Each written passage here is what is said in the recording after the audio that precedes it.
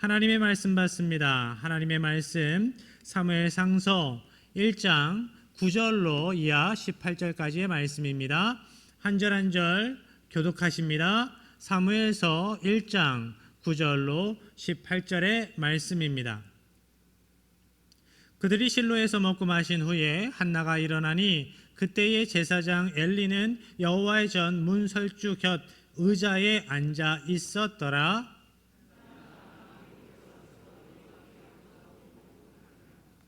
서원하여 이르되 만군의 여호와여, 만일 주의 여종의 고통을 돌보시고 나를 기억하사 주의 여종을 잊지 아니하시고 주의 여종에게 아들을 주시면 내가 그의 평생에 그를 여호와께 드리고 삭도를 그의 머리에 대지 아니하겠나이다.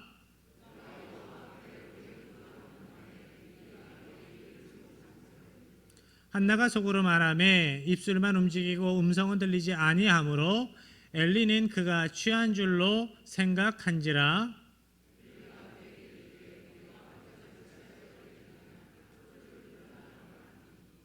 한나가 대답하여 이르되 내 주여, 그렇지 아니하니이다. 나는 마음이 슬픈 여자라. 포도주나 독주를 마신 것이 아니요 여호와 앞에 내 심정을 통한 것뿐이오니.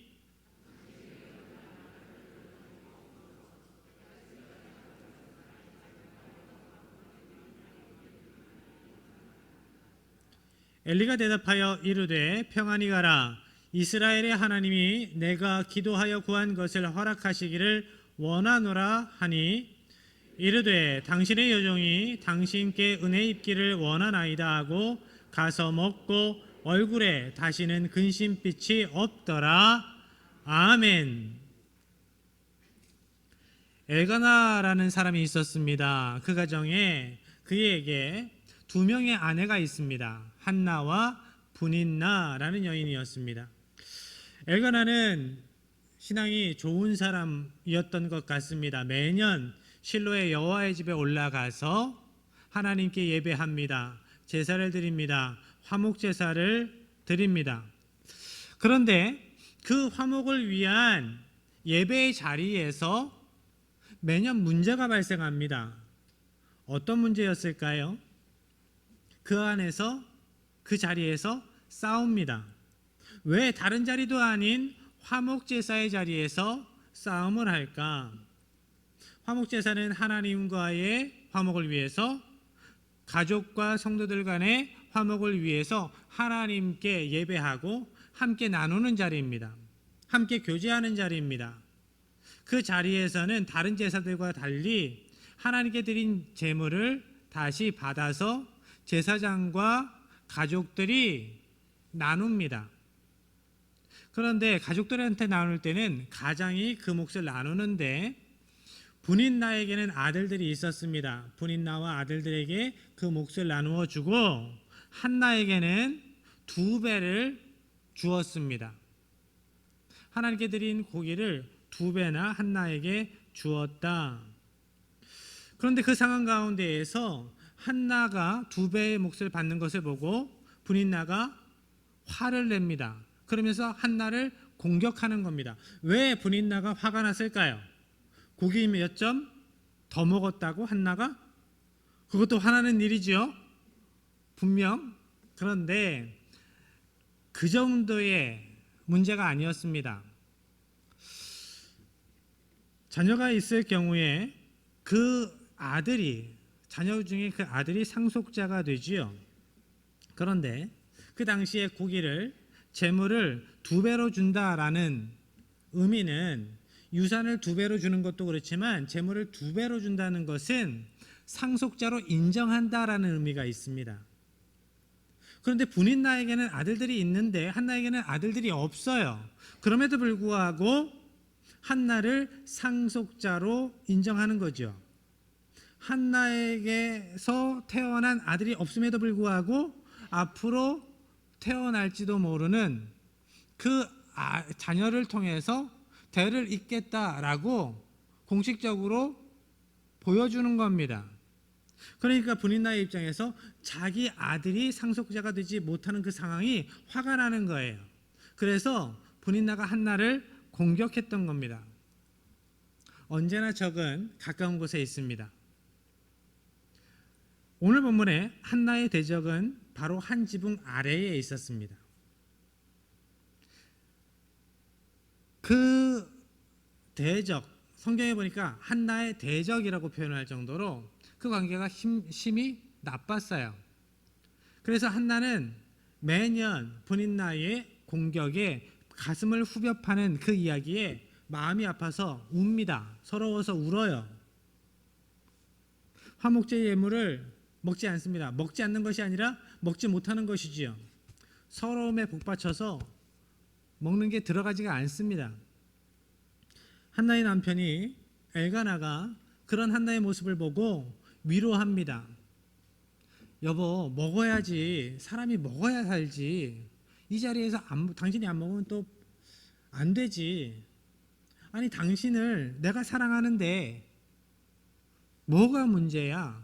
10 아들이 있는 것보다 내가 당신을 사랑하는 것이 더 중요하지 않아? 더 유익하지 않아? 그러니까 여보, 좀 먹어요. 이렇게 위로를 합니다. 사무엘상서 오늘 본문의 말씀 1장 9절 상반절입니다. 함께 합니다. 그들이 실로에서 먹고 마신 후에 한나가 일어나니. 남편의 위로를 받고 그래도 좀 먹습니다. 좀 먹고 마신 후에 홀로 일어났습니다. 그렇지만 남편의 위로가 일시적인 도움이 될 수는 있었겠지만 온전히 위로가 되지 못합니다. 온전히 한나의 문제를 해결해 줄 수가 없었습니다. 남편의 위로가 한나에게 왜 근본적인 문제 해결이 되지 못했을까요? 그 당시 유대인들은 여자가 남자를 만나서 결혼하고 나면 애를 낳아야 된다고 생각을 했습니다. 그게 그냥 일반적이에요. 그런데 아이를 못 낳는다? 그것은 뭐가 문제가 있다라고 생각을 한 겁니다.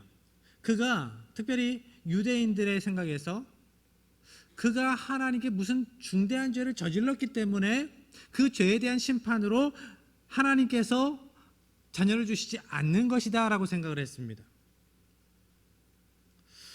그러니까 단순히 아들을 낳지 못해서 겪는 서러움, 아픔, 그것을 넘어서서 하나님과의 관계에서 오는 아픔, 고통이 있었다라는 거죠.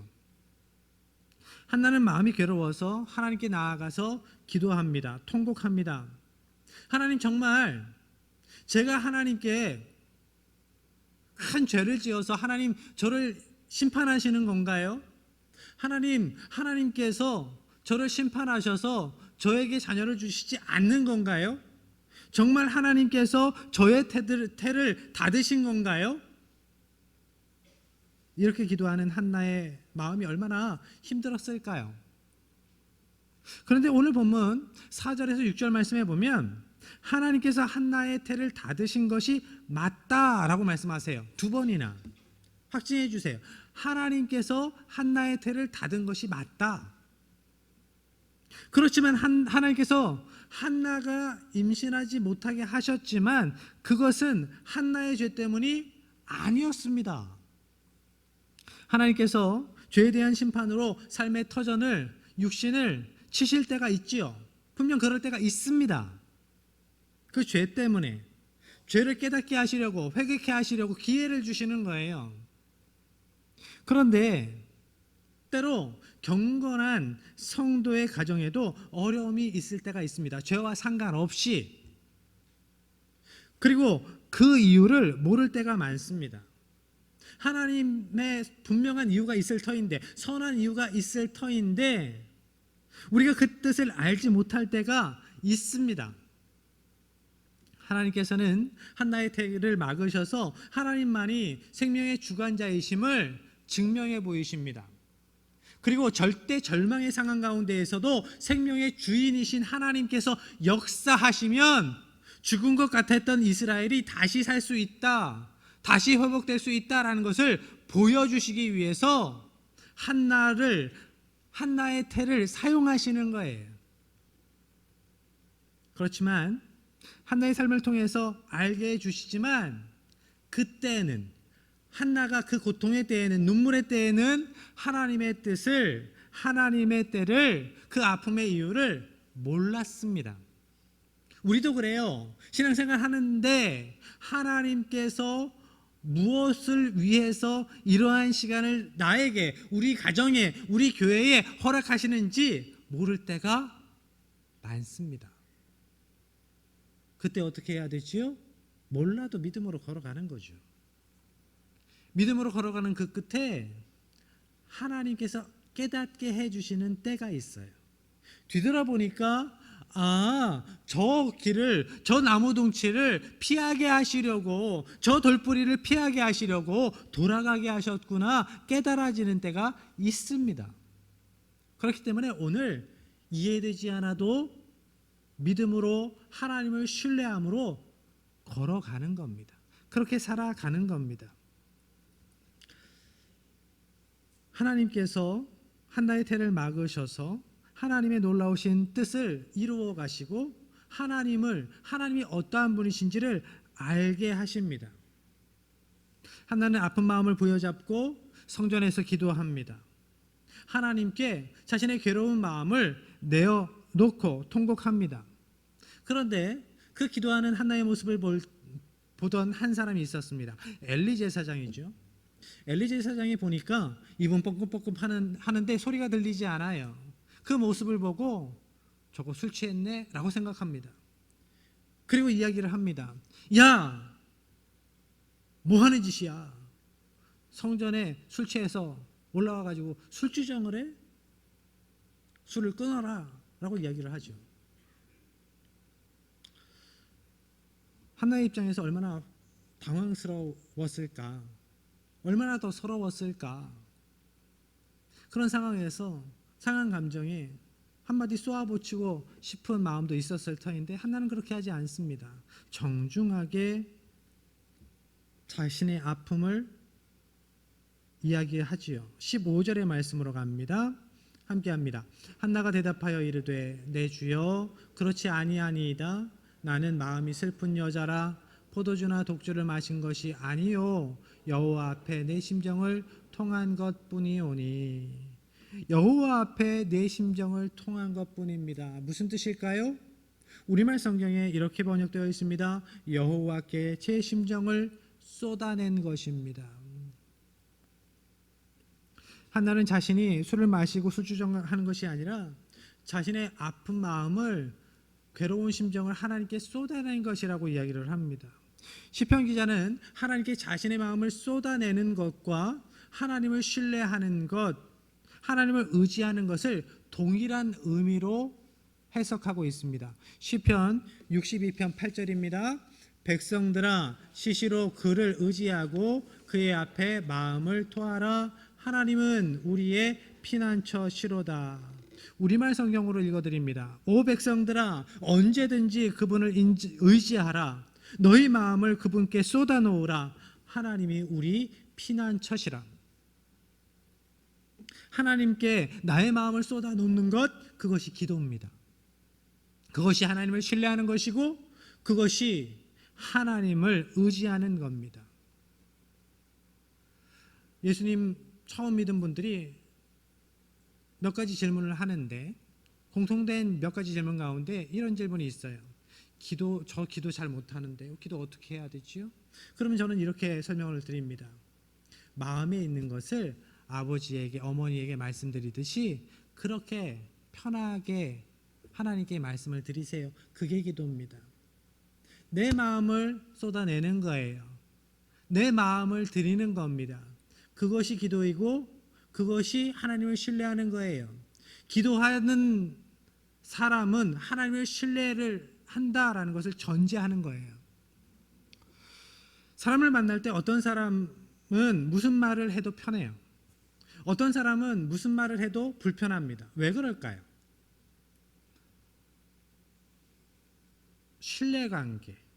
신뢰관계의 문제입니다. 좋은 사람은 내가 무슨 말을 해도 나의 마음을 알고 나의 어려운 상황을, 나의 괴로운 마음을 이해하고 위로해주고 함께 해주는데, 나쁜 사람은 그 말을 들을 때 공감하는 척하지만 그 말을 가지고 나를 공격할 수 있다, 꼬투리 잡아서 나를 공격할 수 있다라는 것을 알기 때문에 무슨 말을 해도 편하지가 않아요. 그런 겁니다. 신뢰관계의 문제예요. 하나님께 기도하는 것이 우리에게 얼마나 좋은 것입니까? 왜 좋은 것입니까? 하나님은 우리가 무슨 말을 해도, 아무리 괴로운 마음을 쏟아 놓아도, 우리의 안에 그 더러운 죄를 다 말씀을 드려도, 쏟아내도 하나님께서는 그것을 꼬투리 잡아서 우리를 공격하시지 않으세요. 하나님은 도리어 우리의 기도를 받으시고 우리의 상한 마음을 위로해 주시고 우리의 죄를 용서해 주십니다. 그래서 기도가 좋은 거예요. 아, 기도했더니 마음이 편해졌다? 아, 시원하다? 소리쳤더니 감정적인 차원에서 머무르는 기도가 아니라 하나님을 신뢰해서 쏟아놓으면 하나님께서 우리를 위로하시고 우리를 용서하시기 때문에 기도는 유익인 겁니다. 엘리 제사장은 한나의 이야기를 듣고 그제서야 상황을 파악하고 한나에게 축복 기도를 해줍니다. 17절의 말씀입니다. 엘리가 대답하여 이르되 평안히 가라. 이스라엘의 하나님이 내가 기도하여 구한 것을 허락하시기를 원하노라 하니. 그런데 생각해 봅니다. 이미 영적인 눈이 어두워진 엘리 제사장의 그 말에 어떠한 영적인 권위가, 어떠한 영적인 권세가 있었을까? 엘리의 말을 들으면 요새 말로 아유, 영혼 없어, 그렇지 않습니까? 진정성이 없는 말로 들립니다. 기도하자, 기도할게, 축복한다. 그런데 정작 기도해 줄 것 같지 않은 그런 느낌. 아주 가끔 기도 부탁을 받을 때 제가 예, 함께 중보하겠습니다, 기도하겠습니다 라고 하지 못할 때가 있어요. 왜 제가 그런 말을 못할까요? 그렇게 기도하면 안 될 것 같을 때가 있어요. 그러면 안 될 것 같아요. 하나님께서 기뻐하시지 않을 때, 진짜 하나님께서 이 일은 기뻐하시지 않는데 그러한 상황일 때 기도하겠습니다, 그 일의 성취를 위해서 기도하겠습니다 라고 이야기하지 못해요. 제가 그렇게 기도하지 않을 거니까. 목사가 기도하겠습니다 라고 이야기했으면 기도해야 되잖아요. 하나님께서 우리에게 허락하신 권세들이 있어요. 부모가 자녀를 위해서 기도할 때에 하나님께서 그 기도를 받으십니다. 들으세요. 부모에게 주신 권세가 있기 때문에. 목사에게 주신 권세가 있어요. 그래서 저는 모세의 기도처럼 풍성히 여러분을 위해서 축복 기도하는 목사이길 원해요. 그런데 불법적인 일이 잘 되기를 구하는 기도는 제가 해드릴 수는 없어요. 온전한 방법으로, 아름다운 방법으로, 하나님의 선한 방법으로 여러분이 복받기 원합니다. 여러분이 잘 되기 원해요. 여러분의 자녀가 더욱 믿음 위에 굳건히 서기 원합니다. 하나님께서 기뻐하시는 뜻 안에서. 엘리 제사장이 보니까 이건 구분도 못하고 영적인 눈이 어두워진 상태임에도 불구하고 놀라운 것은 한나가 놀랍게 믿음으로 반응했다라는 거예요. 18절의 말씀으로 이어갑니다. 함께합니다. 이르되 당신의 여종이 당신께 은혜 입기를 원하나이다 하고 가서 먹고 얼굴에 다시는 근심빛이 없더라. 한나는 엘리 제사장의 축복 기도를 믿음으로 받았습니다. 당신의 여종이 당신께 은혜 입기를 원하나이다. 제사장의 축복권의 권세를 인정하고 그 기도를 아멘으로 받습니다. 여기서 은혜라는 단어, 히브리어로 헨이라고 하는 이 단어와 한나의 이름, 히브리어로 한나라는 이름이, 이 단어가 잘 어우러져요. 이 문장 안에서 한나라는 이름에 은혜가 넘쳐 흐른다라는 의미가 있거든요. 한나는 그래서 이렇게 믿음으로 고백하는 겁니다. 아멘. 제 인생에 다시 하나님의 은혜가 넘쳐 흐르게 될 것을 믿습니다. 아들이 없었기 때문에 제가 서러웠고 하나님의 은혜가 끊어진 것 같았는데 이제 다시 하나님의 은혜가 흘러 넘칠 것을 믿습니다. 아멘. 이렇게 고백하는 겁니다. 한나는 엘리 제사장의 축복 기도를 듣고 그 시로 돌아가서 먹고 마음에 근심이 없었습니다. 그런데 이것이 쉬운 일인가요? 여러분의 가정에 여러 가지 문제가 있어서 축복 기도를 요청했을 때에 신방 갔을 때 담임 목사가 여러분을 위해서 축복 기도합니다. 그 일이 잘 해결될 줄로 믿습니다. 하나님께서 놀라운 은혜로 그 일을 풀어주시기를 축복합니다 라고 했을 때, 그렇게 기도했을 때 그 후에 여러분의 마음은 어떠셨습니까? 아, 됐다 해결됐다 생각하고 해결해 주실 것이다 확실히 믿고 100% 믿고 여러분의 얼굴에 싱글벙글 행복한 미소만 가득하셨습니까? 아니면 여전히 그때는 아멘 했는데 그 이후에 여전히 이거 어떡하지? 미치겠네. 더 나아가서 죽겠네 이거. 그런데 대부분이 그렇습니다. 그것이 연약한 우리의 모습이잖아요. 100% 믿어지지 않아도 믿음으로 살아가는 거예요. 온전히 나의 감정이 해결되지 않아도 믿음으로 아멘 하는 겁니다. 그러면 100% 우리가 감정이 해결되지 않은 상황일지라도 우리가 마음 한켠에서 여전히 두려워할지라도 하나님께서 우리의 기도를 근거 삼으셔서 역사하시기 시작합니다. 한나는 그 축복 기도를 믿음으로 받았습니다. 그런데 분명히 이것이 힘든 일이지만 이렇게 해야 된다라고 우리에게 말씀해 주시는 것, 그것이 오늘 본문을 통한 하나님의 명령이에요. 우리가 회복의 말씀, 치유의 말씀을 받은 후에 반응이 이래야 합니다. 이것이 진정한 복의 말씀에 대한 온전한 믿음의 반응이에요. 다음 날 엘가나의 가족이 집으로 돌아왔고 그리고 그 후에 한나가 임신해서 아들을 낳았습니다. 20절입니다. 한나가 임신하고 때가 이름에 아들을 낳아 사무엘이라 이름하였으니 이는 내가 여호와께 그를 구하였다 함이더라. 아기의 이름을 사무엘이라고 지었는데 그 이름이 내가 여호와께 그를 구하였다라는 뜻이었습니다. 이 아들은 하나님께 기도해서 받은 아들이에요 라고 고백하는 겁니다.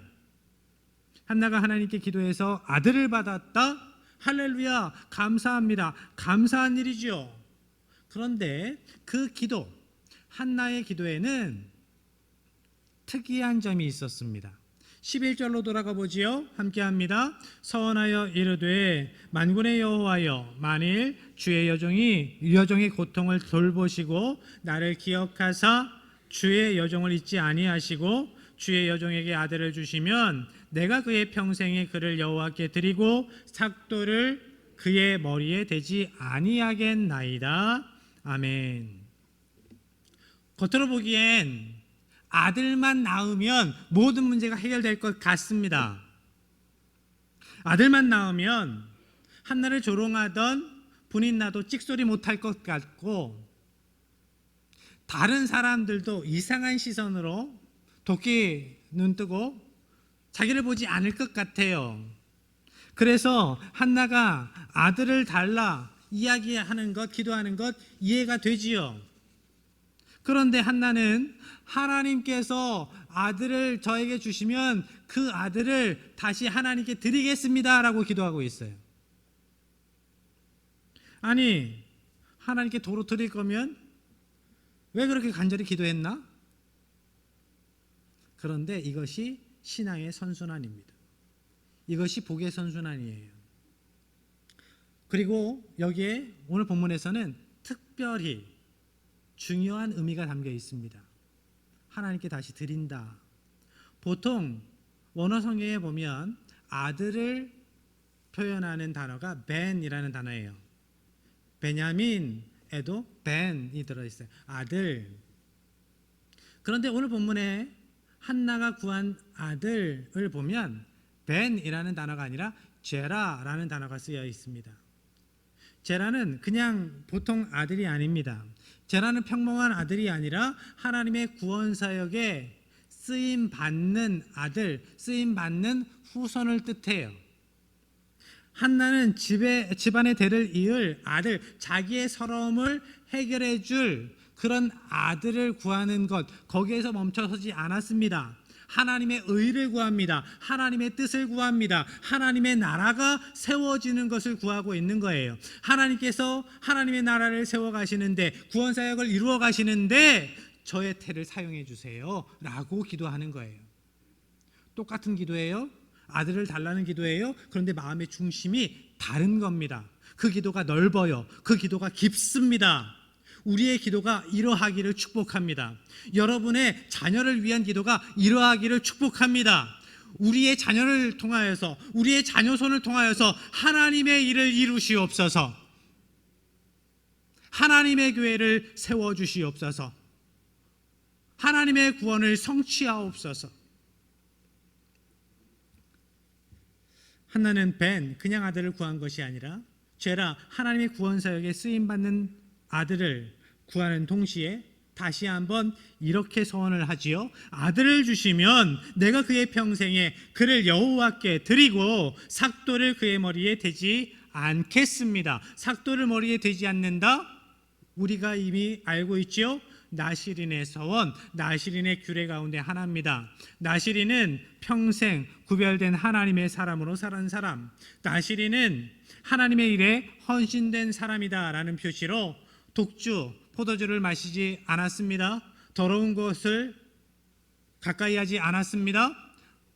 머리를 자르지 않았습니다. 삭도를 대지 않았습니다. 하나님께서 아들을 주시면 온전한 제라로, 온전한 나시린으로 그렇게 키우겠습니다. 그렇게 양육하겠습니다. 그렇게 살게 하겠습니다. 자녀를 양육하는 것이 얼마나 힘듭니까? 믿음 안에서 그 아이들을 잘 키워내는 것이 얼마나 힘든가요? 그래서 결단해야 하는 거예요. 한나가 그것을 결단합니다. 저에게 아들을 주시면 그 아들을, 저에게 딸을 주시면 그 딸을 하나님께서 기뻐하시는 인생으로 믿음 안에서 말씀으로 잘 훈육하면서 잘 하나님의 사람으로, 세상에 죄된 것과 구별된 사람으로 그렇게 키우겠습니다. 하나님께 드리며 그 인생을 하나님께 온전히 내어 맡기며 그렇게 내 것 아니라고 생각하고 하나님의 것임을, 하나님의 백성임을, 하나님의 아들임을 기억하며 그렇게 잘 믿음으로 양육하겠습니다. 한나의 기도를 닮아서 우리의 기도가 이러해야 합니다. 한나의 기도에 하나님께서 응답하셨습니다. 그 기도대로 하나님께서 하나님의 구원사역에 쓰임 받는 제라를 주십니다. 사무엘. 어머니의 기도를 통해서 제라로, 헌신자로, 사역자로 태어난 사무엘. 이제 이후에 사무엘이 커서 사역자로 활동할 때에, 말씀이 희귀하던 그때에 브엘세바에서 단까지 모든 이스라엘 땅을 두루 돌아다니면서 하나님의 말씀을 증거합니다. 하나님의 말씀을 가르칩니다. 하나님의 말씀으로 이스라엘을 세워갑니다. 하나님의 구원 사역을 그렇게 이루어가는 하나님의 사람으로 활동을 하게 됩니다. 하나는 사무엘이 저질된 후에 아기 사무엘을 데리고 성전으로 올라갔습니다. 한나는 그렇게 어렵게 얻은 아들 사무엘을 서원한 대로 성전에 올라가서 하나님께 드렸습니다. 생각해 보지요. 아이들이 젖을 몇 살까지 먹을까요? 가정마다, 아이들마다 편차는 있는데 유대인들의 기준으로 3살이면 젖을 뗀다고 합니다. 아주 늦게 떼는 애들이 5살이면 젖을 뗀다고 해요. 3살, 5살이 되면 젖을 떼고 나면 아이들이 혼자서 딱 일어나서 다 잘 하지요. 혼자 샤워하고 옷매무새를 가다듬고 시간 딱 보고 예배드릴 시간이 9시니까 11시니까 이때쯤 나가면 되겠다 준비하고 옆에 성경책을 딱 가지고 나오지요. 그 이후에도 손이 많이 갑니다. 그죠?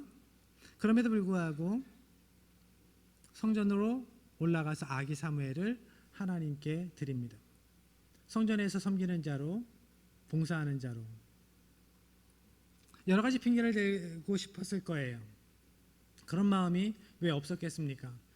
아이가 조금 자기가 그렇게 생활할 수 있을 정도로, 학교 갈 나이 될 정도로 여러 가지 핑계거리로 늦추고 싶었을 텐데 한나는 그러지 않았습니다. 서원한 대로 성전에 올라가서 하나님께 그 아기 사무엘을 하나님께 드리고 어떡하지? 이 아이 잘 살아갈 수 있을까? 걱정하는 것이 아니라 하나님께 경배합니다. 오늘 본문의 말씀 마지막으로 27절, 28절 함께 합니다. 이 아이를 위하여 내가 기도하였더니 내가 구하여 기도한 바를 여호와께서 내게 허락하신지라. 그러므로 나도 그를 여호와께 드리되 그의 평생을 여호와께 드리나이다 하고 그가 거기서 여호와께 경배하니라. 아멘. 하나님께서 나의 기도를 들으셨고 나에게 귀한 아들을 허락하셨으니 그러므로 나도 드리겠습니다. 이것이 한나의 기도였고 한나의 믿음이었습니다. 신실하신 하나님을 닮아 신실한 성도 한나의 믿음의 고백이었습니다. 하나님께 내어드린다. 하나님께서 나의 기도를 받으셨고 나에게 주셨기 때문에 그러므로 나도 하나님께 드립니다. 우리가 자녀를 양육할 때에 여러 가지 걱정이 많습니다. 얘가 왜 이럴까? 누구 닮아서 이럴까? 와, 누구 닮아서 이런 짓을 하지? 와, 너는 누구 닮았니? 누구를 닮아요? 나 닮지 않았으면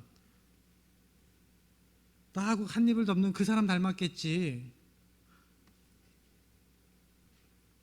그런데요, 아이들이 내 마음대로 안 될 때가 있어요. 왜요? 내 것이 아니기 때문이에요. 내가 가르친 대로만 행동하지 않아요. 내가 가르친 대로만 말을 하지 않아요. 세상에서, 교회에서 배우는 것, 부모에게 배우는 것 말고 세상에서 배우는 게, 듣고 보는 게 더 많기 때문입니다. 죄된 세상에서 살아갈 때 그 아이들에게 더러운 것들이 들어갈 수 있어요. 그것 때문에 걱정하지 마세요. 왜냐하면 그 자녀들이 하나님의 백성이기 때문이에요. 성령님께서 지키실 겁니다.